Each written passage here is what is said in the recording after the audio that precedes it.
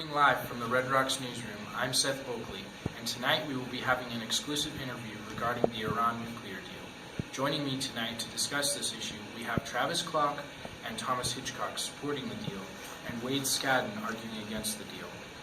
So, Travis and Thomas, why do you two support the deal? Well, thank you, Seth, for having us on tonight.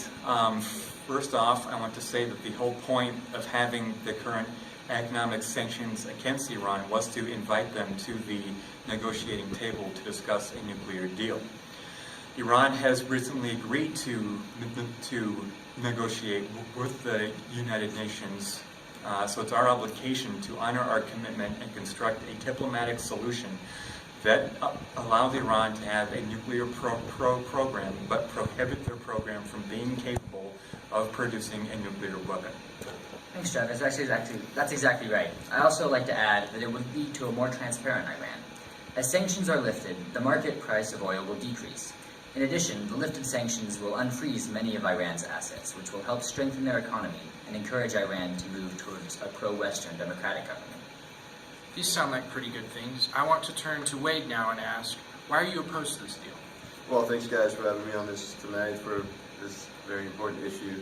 My main concern is that this deal is also that the success of this deal is completely dependent on Iran's cooperation, and if they fail to completely go through with this deal, it makes the United States and the rest of the P5+1 a very vulnerable position, as our options at this point are somewhat limited. Because Iran supports the Islamic terrorist groups such as Al-Qaeda and Hezbollah, the deal allows billions of dollars to be unfrozen, and Iran will have relatively immediate access to that only will strengthen their ability to continue funding these terrorist groups. I would like to focus our attention briefly on a short video that Donald Trump's complete contempt for this deal. Well, it's a protest. It's one of the most incompetent contracts. Forget about deals from any standpoint. Whether you look at real estate, whether you look at war, it's one of the most incompetently drawn contracts I've ever seen. We could have had a much better deal. We could have had a much stronger deal. We should have doubled up the sanctions, negotiated for strength. We don't get anything. We're getting nothing from this deal. And then you look at certain countries who are opposed to it. Now, all of a sudden, out of the blue, they come. As an example, Saudi Arabia, they came back. Well, what are they getting? You know what we're giving them in terms of guarantees and weapons and money, probably? It's absolutely a disgraceful It's a bad deal. There's no question. It's an embarrassment. It's an embarrassment to our country, and there's no way. Even, look, it's not the most important thing, but it's very important. Our prisoners should have been released before we even started talking to these people. Pretty interesting take. How do you respond to that, Travis and Thomas?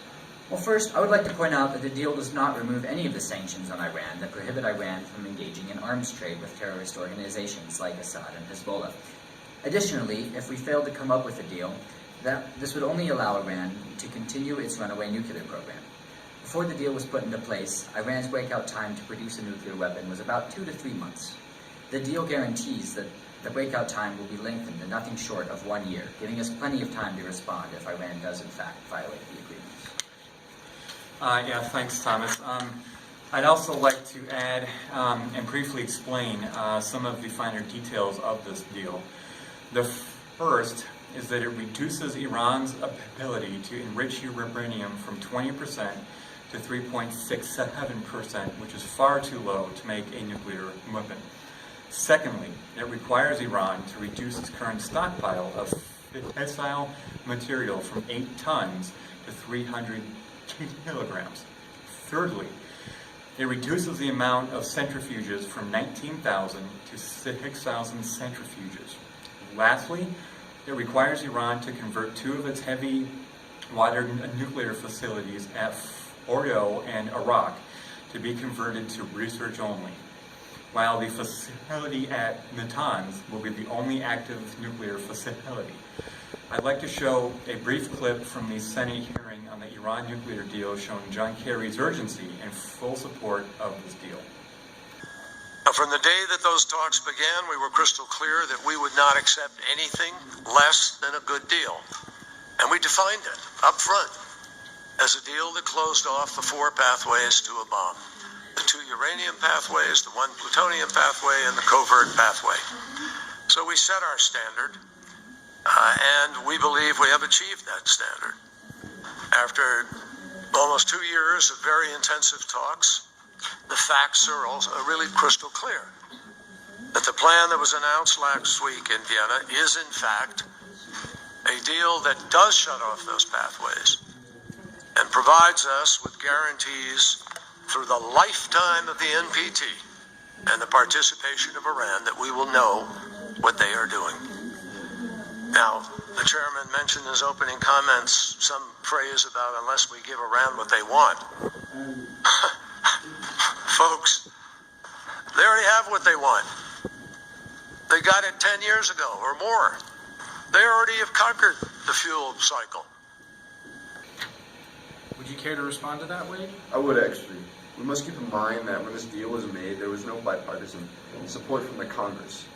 A Senate hearing was convened after the deal was signed, asking Secretary of State John Kerry and Secretary of Energy Ernest Moniz and Secretary of Treasury Jacob Lew to address the Senate that explained the details of this deal. All right, the purpose of this hearing was also to allow the House members to voice their concerns and ask questions directly to John Kerry, Moniz, and Lew.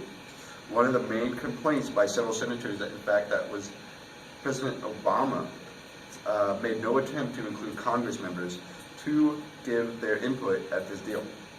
This means that since no legislation was brought to Congress, not only did it silence Congress, but it also silenced the American people. I would also add that this deal will only strengthen Iran's nuclear capability and the ability to make nuclear weapons. Well, we're all out of time this evening, but many thanks to our guests tonight for coming in and sharing their thoughts on this very controversial topic. I'm Seth Boakley, reporting live from the Red Rocks newsroom. Have a wonderful evening and a very Merry Christmas.